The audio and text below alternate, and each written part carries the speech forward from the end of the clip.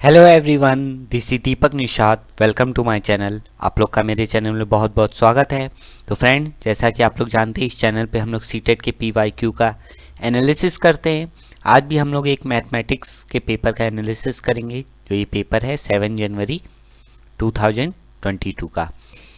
ये एनालिसिस इसलिए कराया जाता है ताकि आप लोग को इस 2022 के जो सीटेट हो रहा है इसमें आप लोग को हेल्प मिल सके। इससे बहुत हेल्प मिलेगी के आप एक पैटर्न समझ सकते हैं। चलिए आज का क्वेश्चन हम लोग शुरू करते हैं। Dinu start his spice business. He buy 10 kg turmeric powder, 8 kg red chilli powder and 15 kg coriander powder. He make small packet of 20 gram of each of the spices. How many small packet of spices he prepared to sell? Dinu क्या करता है, एक business शुरू करता है मसालों का, जिसमें वो टर्मरिक खरीदता है 10 kg और रेड चिली खरीदता है 8 kg और कोरिएंडर धनिया पाउडर खरीदता है 15 kg। ओके, तो टोटल कितना हो गया 25 और 8 33 kg। 33 kg टोटल उसने मसाले खरीदे। अब वो 20-20 ग्राम के पैकेट बना के बेचता है। तो 33 kg में कितने पैकेट बन जाएंगे? तो 33 kg में कितने ग्राम हो जाएंगे? 33,000 ग्राम। उसको 20 से ग्राम से डिवाइड कर दीजिए तो हमें मिल जाएगा 1650 पैकेट्स। ओके, तो हमारा राइट आंसर क्या हो जाएगा? थर्ड ऑप्शन 1650 पैकेट्स वो बना लेगा इतने मसालों के।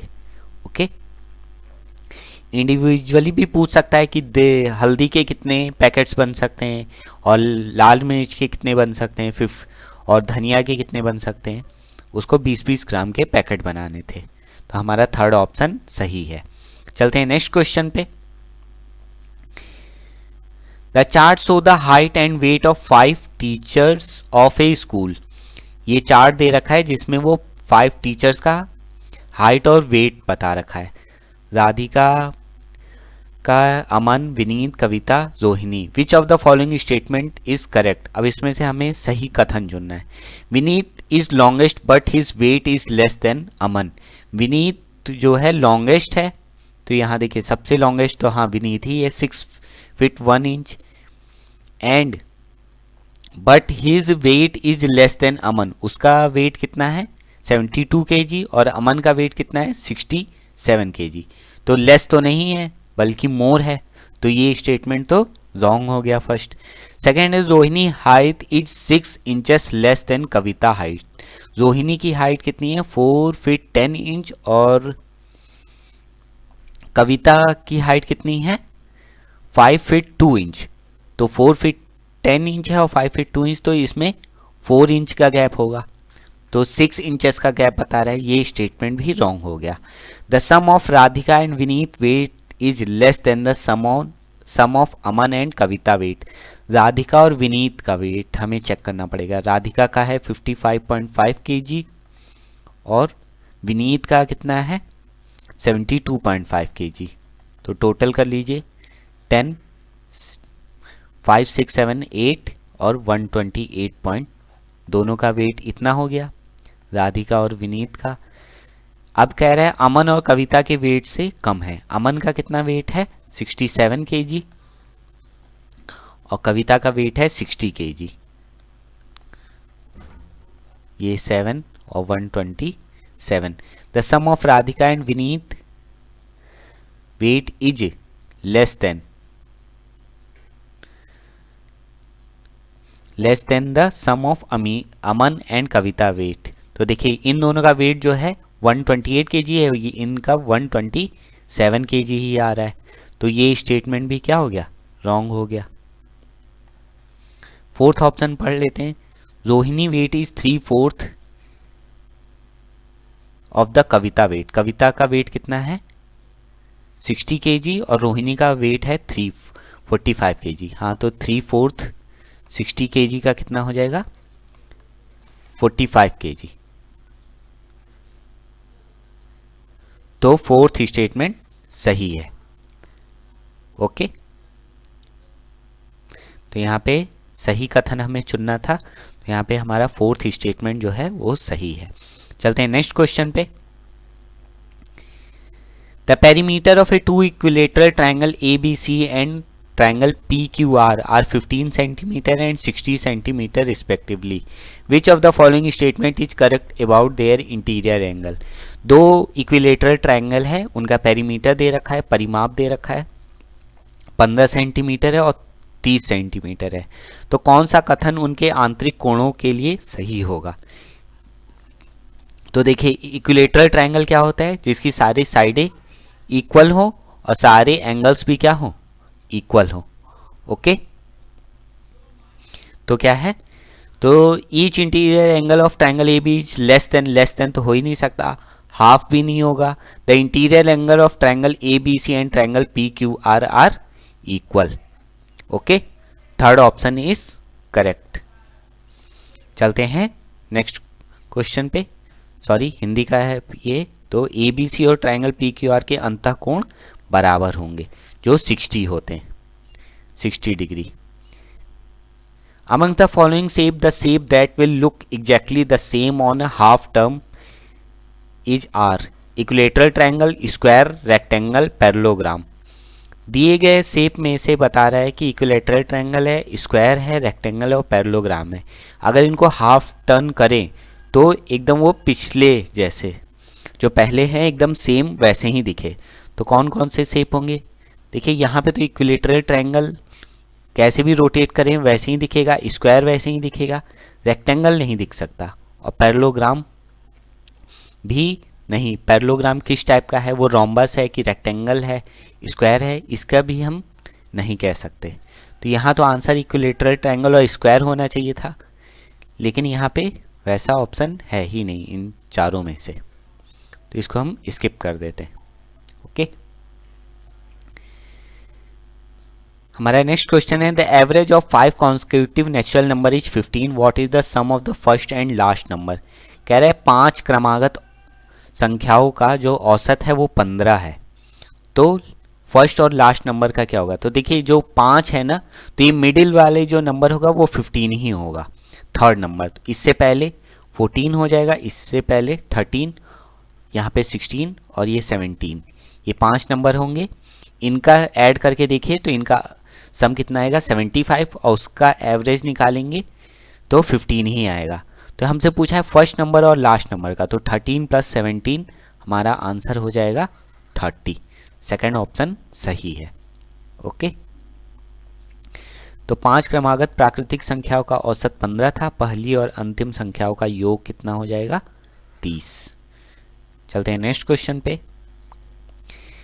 विशाल uses 30 ml of cooking oil at a time. He cooks 3 times a day. How much oil he will use if he cooks for 4.5 month? एक मंथ में 30 डे मानना है। कह रहे विशाल जो है 30 ml यूज करता है ऑयल एट अ टाइम, और एक दिन में 3 बार बनाता है, तो 90 ml एक दिन में यूज कर रहा है, 90 ml पर डे। वो 4.5 महीने खाना बनाता है और एक महीने में हमें 30 लेने, तो ये कितना हो जाएगा? 2 4 जा 8, 9/2 × 30। इसको काट दीजिए, 15 टाइम 9 15 जा 135 डेज हो गए।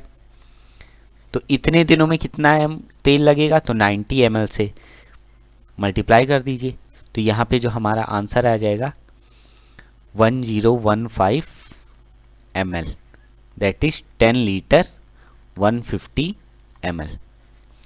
ओके, तो हमारा थर्ड ऑप्शन सही है। चलते हैं नेक्स्ट क्वेश्चन पे।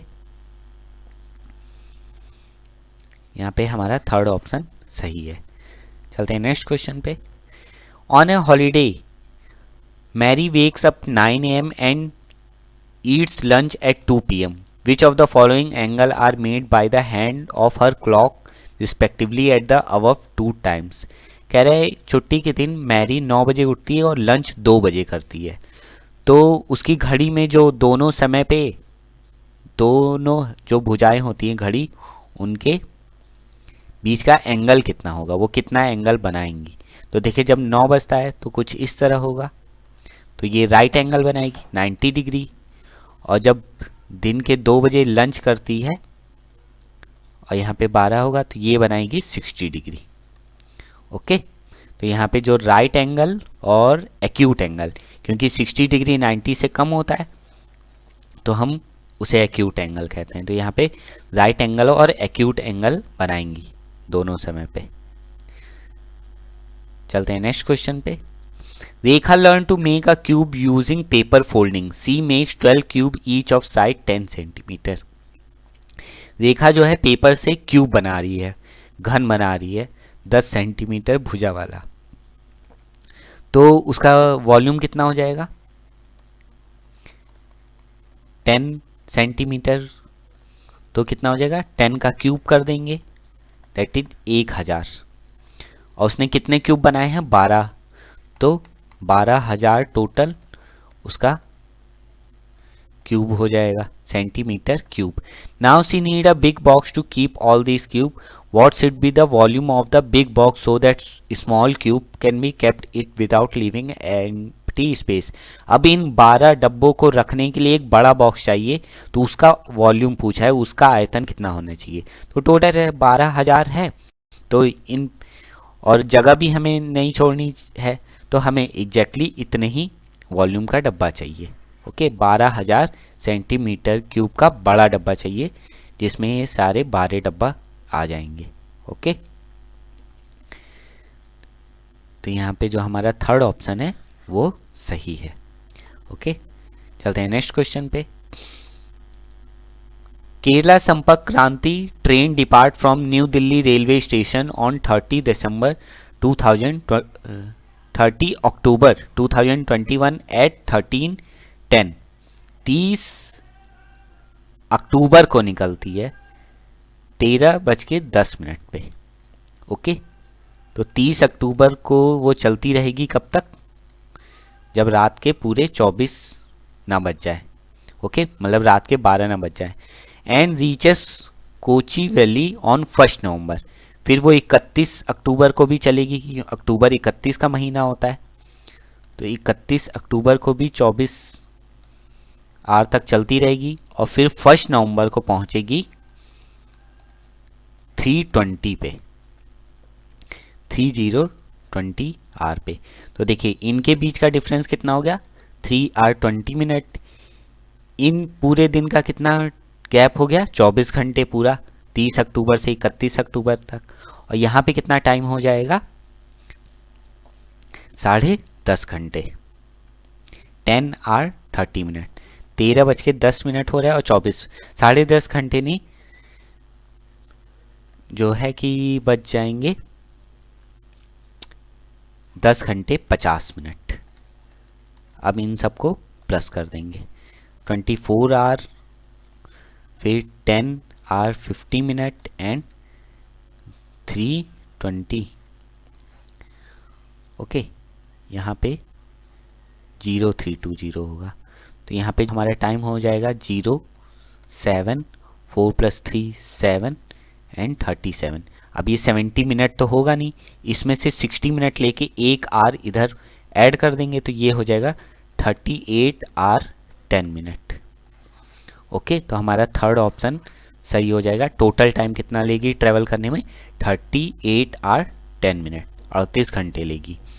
केरल संपर्क क्रांति ट्रेन नई दिल्ली से रेलवे स्टेशन से 10 अक्टूबर 2021 को 13:10 छूटती है और 1 नवंबर 2021 को 3:20 पे पहुंचती है। तो यात्रा का कुल समय लगने वाला है 38 घंटे 10 मिनट। ओके, चलते हैं नेक्स्ट क्वेश्चन पे। What is the difference between the largest and smallest of the following number? Largest और स्मॉलेस्ट का डिफरेंस बताना है। तो देखिए 1010, 1101, 1001 एंड 1011। तो सबसे बड़ा है क्या है 1101 और सबसे छोटा है 1001। इनका गैप कितना हो जाएगा,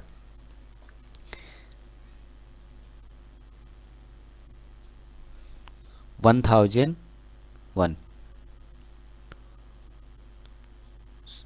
ये। ओके,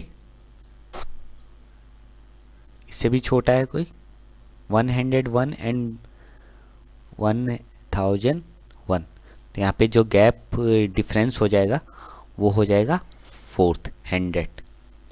ओके, ये हमारा राइट आंसर हो जाएगा।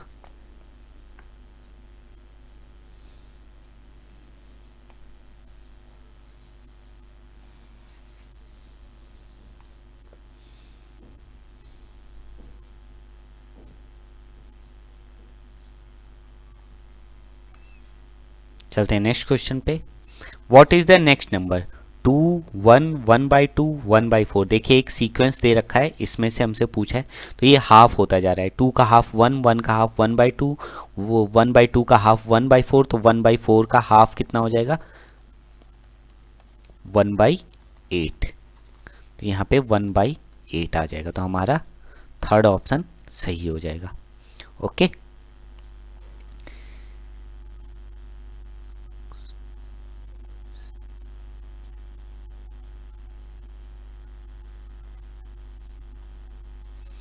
चलते हैं नेक्स्ट क्वेश्चन पे। The rate list of fruit are given below. Rate list दे रखी है कुछ फ्रूट्स की। Which of the following is not correct. इसमें से हमसे पूछा क्या है? नॉट करेक्ट, कौन सा करेक्ट नहीं है। तो हमें यहाँ पे बिल नहीं बनाना है, पहले हम स्टेटमेंट पढ़ते जाते हैं और फिर उसको राइट या रॉन्ग बताएंगे। Price of banana and guava together is more than the price KG of mango. तो बनाना कितना का है? 60, और गुआवा कितने का? 45, 105 हो गया। Is more than the mango, mango कितना है? 75। इज, तो ये स्टेटमेंट तो सही है, तो ये नॉट करेक्ट हमसे पूछा है, तो ये तो ऑप्शन होगा नहीं। ऑरेंज प्राइस पर KG is 3/4 of the mango price. Orange कितना है? 50 और मैंगो का है 75, तो 3/4 तो नहीं है। हाँ, तो ये हमारा ऑप्शन हो जाएगा। ओके, क्योंकि ऑरेंज का प्राइस कितना है? 50 और वो मैंगो का है 370, ये 75 है, तो ये नॉट इक्वल है। ओके, तो ये हमारा स्टेटमेंट नॉट करेक्ट है, तो इसलिए हमारा सेकंड ऑप्शन सही हो जाएगा। ओके, तो हमें आगे पढ़ने की ज़रूरत नहीं है, हमें टाइम भी वेस्ट नहीं करना है। अगर हमारा सेकंड ऑप्शन है तो थर्ड फोर्थ पे जाने की कोई ज़रूरत नहीं है। चलते हैं नेक्स्ट क्वेश्चन पे। The value of 24.4 into 5 minus 90 divided by 5 minus 25.5 into 4। तो यहाँ देखिए बॉडमस का नियम लगाते हैं। पहले 90 को 5 से डिवाइड करेंगे तो 18 आएगा, फिर हमें मल्टीप्लिकेशन करना है, तो ये हो जाएगा 102 और ये हो जाएगा 122। Okay, 122 minus 18 minus 102 that is 120। तो इसका आंसर कितना हो जाएगा? 2। तो हमारा थर्ड ऑप्शन सही हो जाएगा। ओके, बॉडमस का नियम लगाएंगे और इसको सॉल्व कर देंगे तो 2 आंसर आ जाएगा। चलते हैं नेक्स्ट क्वेश्चन पे। What should be subtracted from the sum of 99,090, 90,990 and 90,099 so that the result will be 2,50,000। तो पहले हम इसको ऐड कर लेते हैं। 99,090, 90,990 एंड 90,099। तो पहले ऐड कीजिए 9 27 2 11 179 एंड 9 3 11, तो ये यहाँ पे आ जाएगा 10 10 का 1 9 3 20, 2,80,179। अब इसमें से हमें क्या ऑब्टेन करना है? 2,50,000। तो अब इसको माइनस कर लीजिए, तो यहाँ पे जो आंसर हो जाएगा ये तो 179 हो जाएगा और ये 30,000। तो हमारा ऑप्शन कितना हो जाएगा? थर्ड, 30,179 इसका आंसर हो जाएगा। Got it? चलते हैं नेक्स्ट क्वेश्चन पे।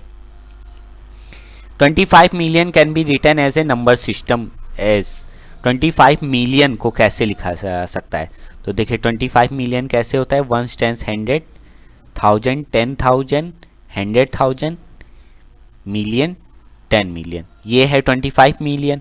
ओके, तब इसी को हम जो है इंडियन नंबर सिस्टम में कैसे लिखेंगे? इंडियन नंबर सिस्टम में पहले 100 के बाद कॉमा होता है, फिर दो दो का पेयर बना लेते हैं। तो देखिए ये 100, 1000, 10,000, लाख, 10 लाख, करोड़, तो ये कितना हो जाएगा 2 करोड़ 50 लाख। ओके, कितना सिंपल सा क्वेश्चन पूछ रखा है, प्राइमरी लेवल का ये पेपर है। 2 करोड़ 50 लाख लिखा जाएगा इंडियन सिस्टम में। अब आ जाती है मैथ पेडागोजी। हमारा क्वेश्चन है which of the following could not be contributing factor toward under achievement in mathematics. इनमें से कौन सा न्यूनतम अधिकम सीखने के लिए कौन सा कैरेक्टर है जो कंट्रीब्यूट नहीं करेगा?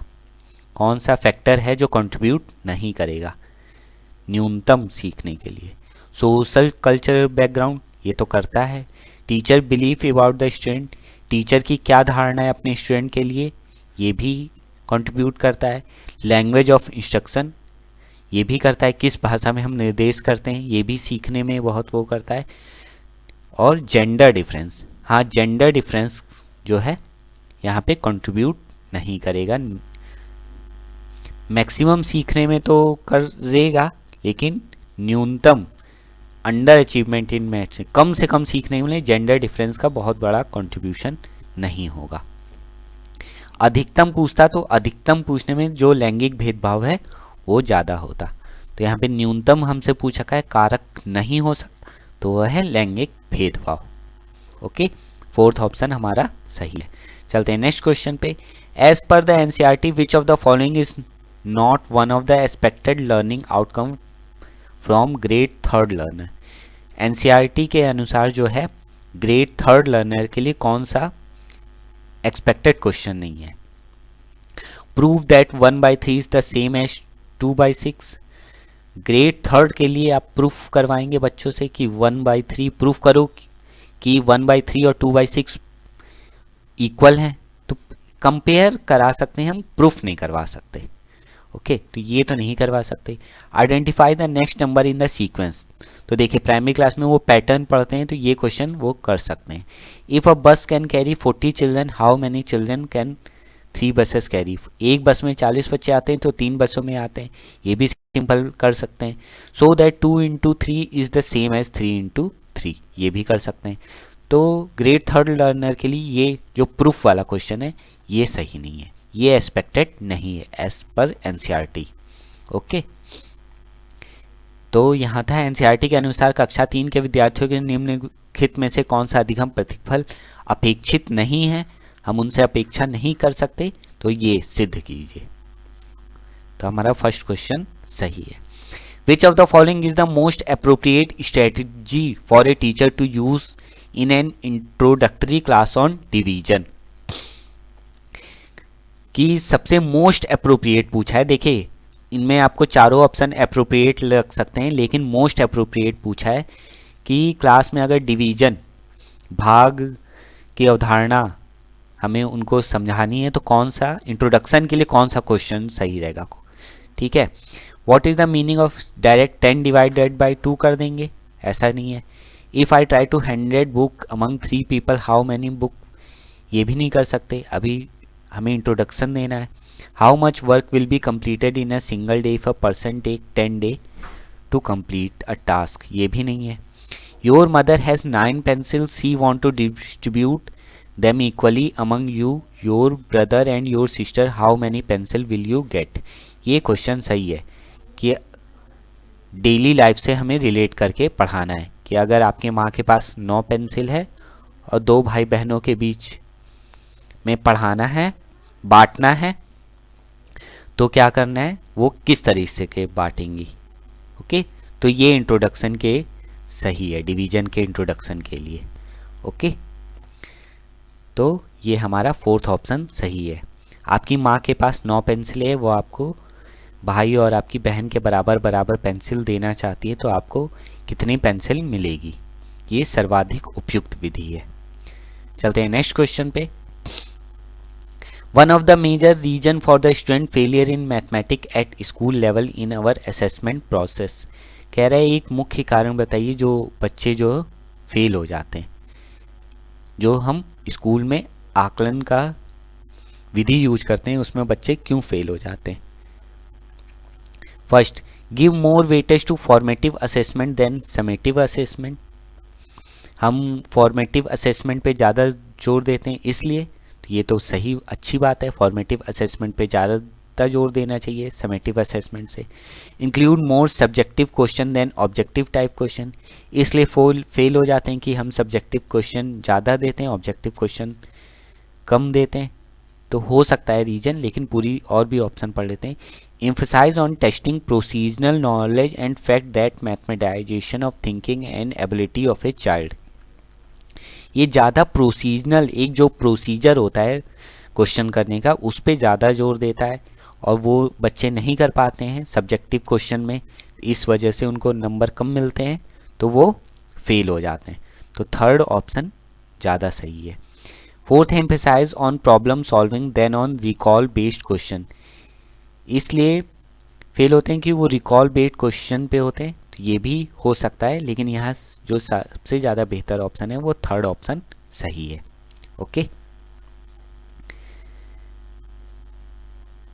विद्यालय स्तर पर गणित में शिक्षार्थी की विफलता का एक मुख्य कारण क्या है। हमारी आकलन प्रक्रिया बच्चे में चिंतन के गणितीकरण एवं क्षमताओं की तुलना में कार्यविधिक ज्ञान एवं तथ्यों पर बल देती है। ओके, चलते हैं नेक्स्ट क्वेश्चन पे। Mister Raju wanted to build number sense in his grade third student, which of the following activity can best help. जो टीचर हैं वो अपने ग्रेड थर्ड के स्टूडेंट को नंबर सेंस, नंबर की अवधारणा बताना चाहते हैं।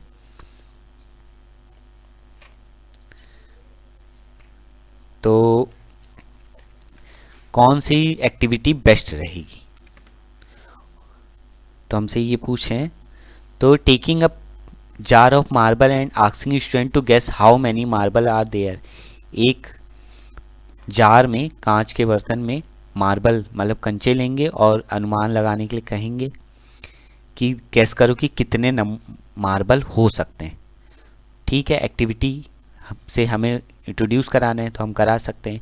Asking student to climb up a set of stair counting one number for each stair.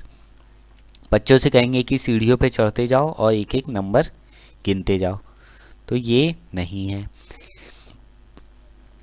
Third है asking student to estimate how many student are there in their whole school based on a number of classes.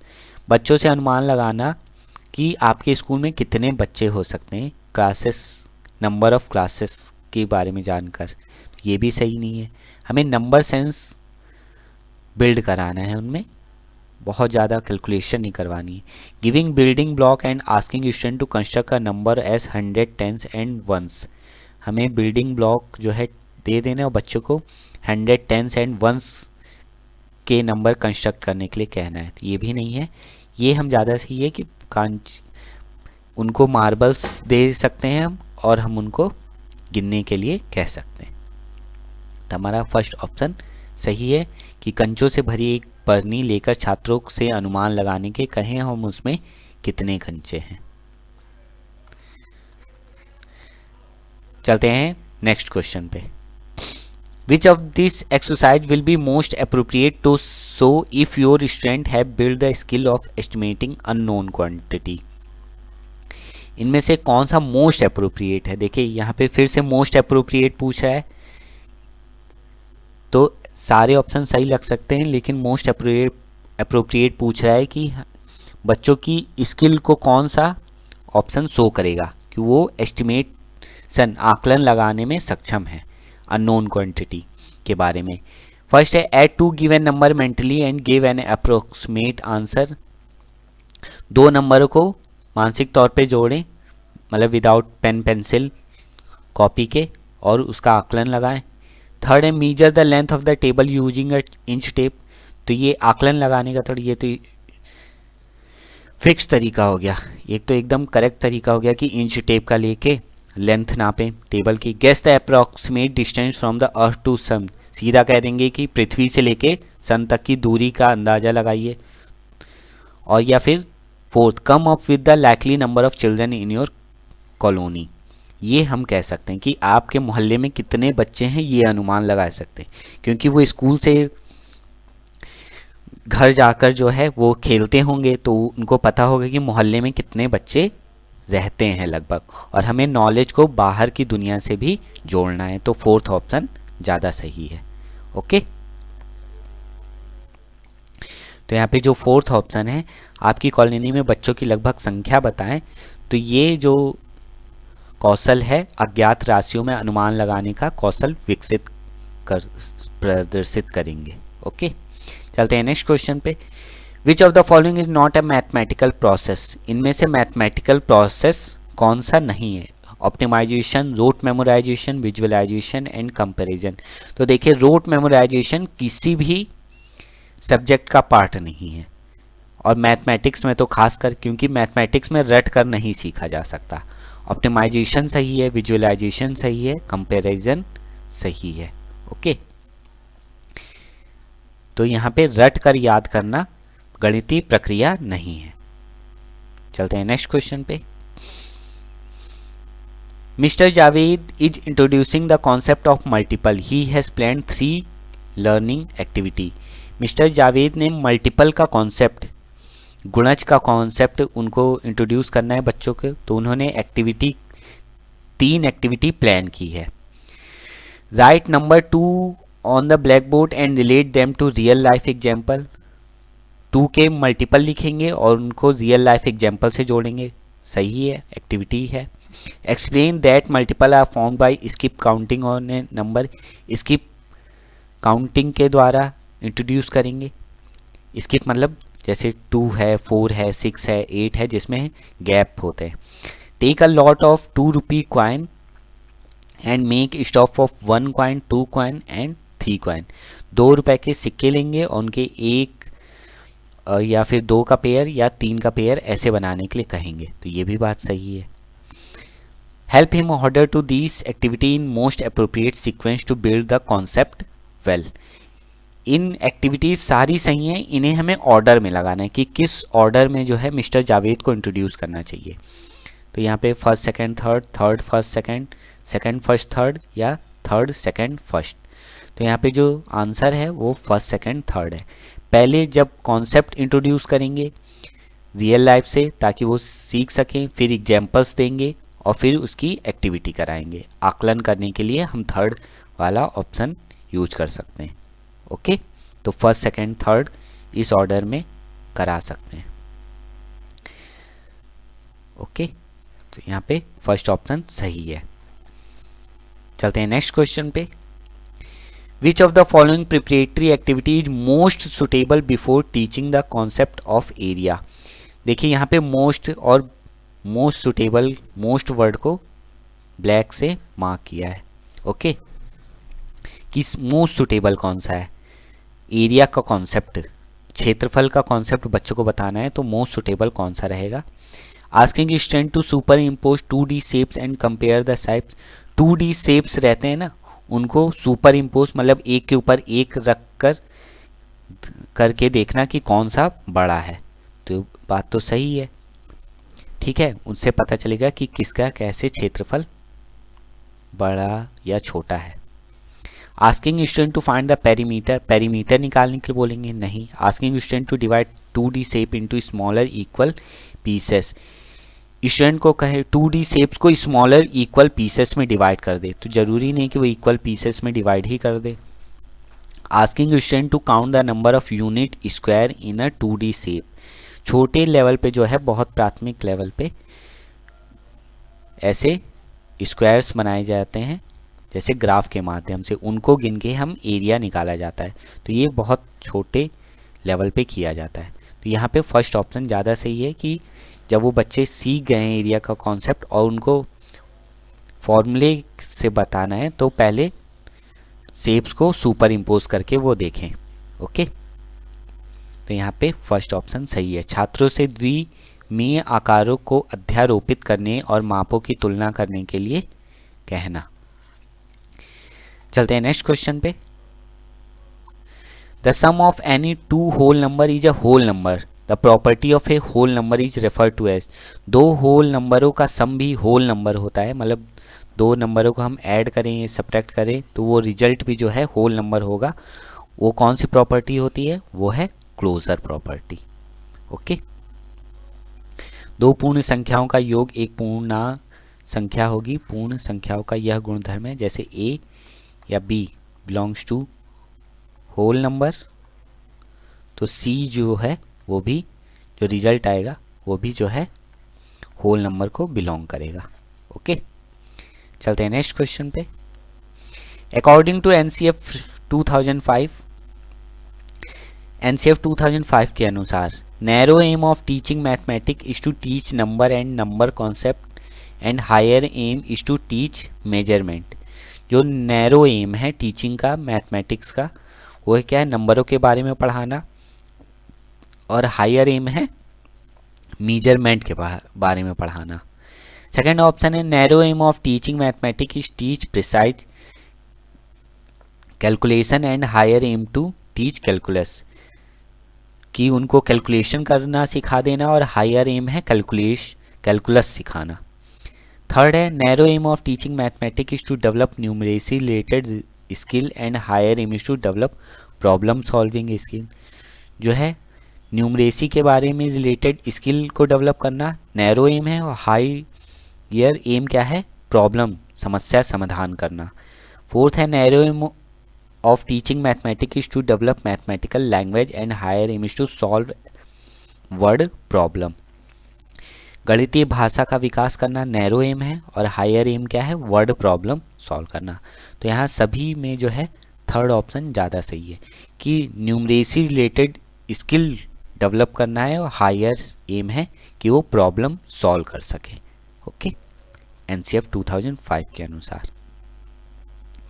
तो गणित शिक्षण की संकीर्ण उद्देश्य संख्या संबंधी कौशल विकसित करना और उच्चतर उद्देश्य समस्या समाधान का कौशल विकसित करना, ये सही है एनसीएफ 2005 के अनुसार। Next question is in a mathematic classroom emphasis should be on. Mathematic classroom में किस पर जोर होना चाहिए? ओनली मैथमेटिक कंटेंट पे, मैथमेटिकल प्रोसेस एंड रीजनिंग पे, थर्ड है सॉल्विंग मैथमेटिकल प्रॉब्लम, या fourth formal mathematical algorithm and process.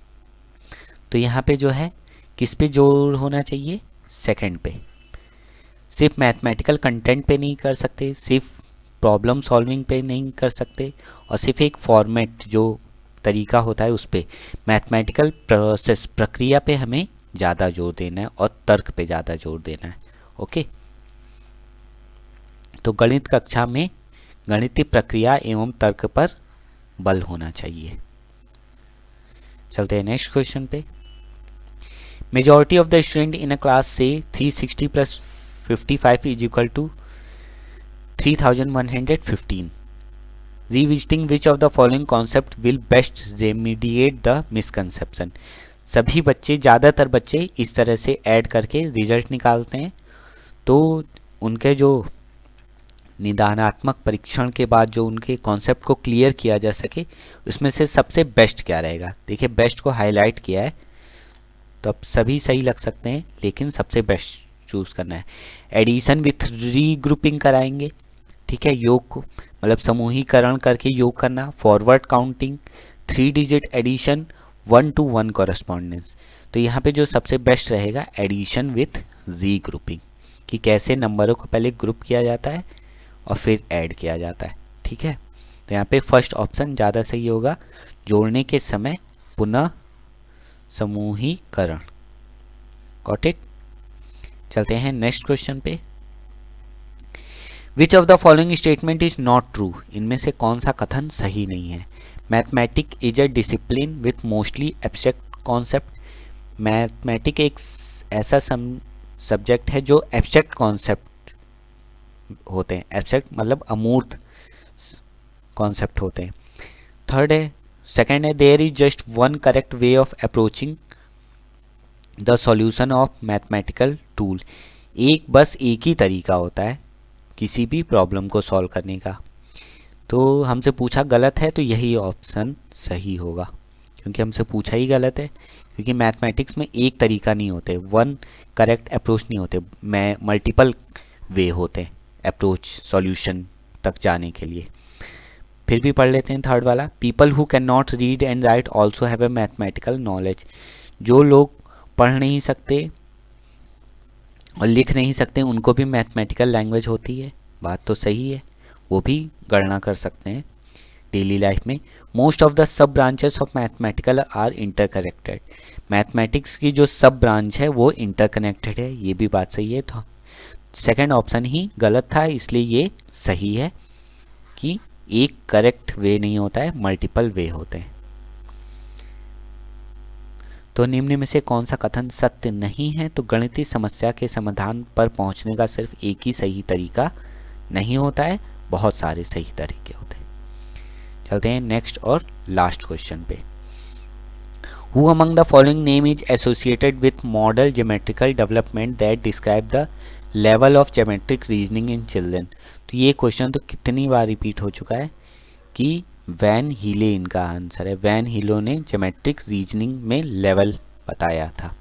Okay, तो इसका राइट आंसर है वैन हीले। निम्नलिखित में से किसका नाम ज्यामिति विकास के एक मॉडल से जुड़ा है जो बच्चों की ज्यामिति तर्क के स्तरों का वर्णन करता है? तो इसका राइट आंसर है वैन हीले। ओके, तो ये था आज का लास्ट क्वेश्चन। आप लोग का सेशन कैसा लगा? कोई डाउट हो, कोई कन्फ्यूजन हो तो आप उसे बता सकते हैं। और जो लोग नए हैं वो सब्सक्राइब ज़रूर कर दें इस चैनल को, ताकि आगे भी आपको अपडेट मिलता रहे। आज के लिए बस इतना ही, मिलेंगे हम लोग जल्दी एक नेक्स्ट क्लास में। Okay, good bye.